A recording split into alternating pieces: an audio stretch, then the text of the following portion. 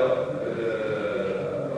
المجالس المنتخبة باش نخبر بأن عندنا واحد اليومية ديال اللقاءات مع واحد السيد العامل باش إذا كانت المصادقة ديال السيد العامل عندنا من اليوم الاثنين سنخصص الأسبوع المقبل أسبوع تواصلي مع رجال السلطة، مع المنتخبين، مع المديرين ديالنا ومع رؤساء جمعية الآباء. وستعقد لقاءات في مراكز الدوائر والبشويات.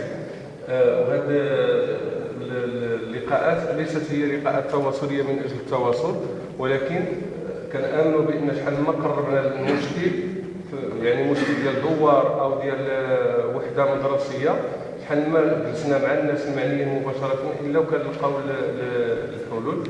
حنا مستعدين وغادي نخرجوا في فريق غنكون فيه شخصيا والمصالح المعنيه مباشره بالدخول المدرسي، وبرمجناه للاسبوع المقبل. حنا قلنا البارح دخلوا التلاميذ ديال التعليم الابتدائي، اليوم كاين الدخول ديال التعليم الثانوي الاعدادي والثانوي التاهيلي. وكتعرفوا السيد العامل رغم ما اتخذناه من اجراءات ومن احتياطات لتامين الدخول المدرسي، قد تكون بعض النقاط اللي فيها بعض الصعوبات. حنا مستعدين باش نجلسوا مع الناس في اي مكان، وبالمساعده ديالكم وديال الفرق ديالكم غادي نتغلبوا عليها ان شاء الله. لان حنا كنعتبروا بان بقدر ما طرحنا الخطاب الملكي السامي انه كينوه المجهودات ديال النساء ورجال التعليم، ولكن في نفس الوقت لقى علينا واحد المسؤوليه كبيره.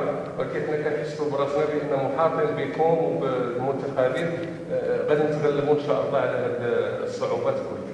وشكرا سيدي.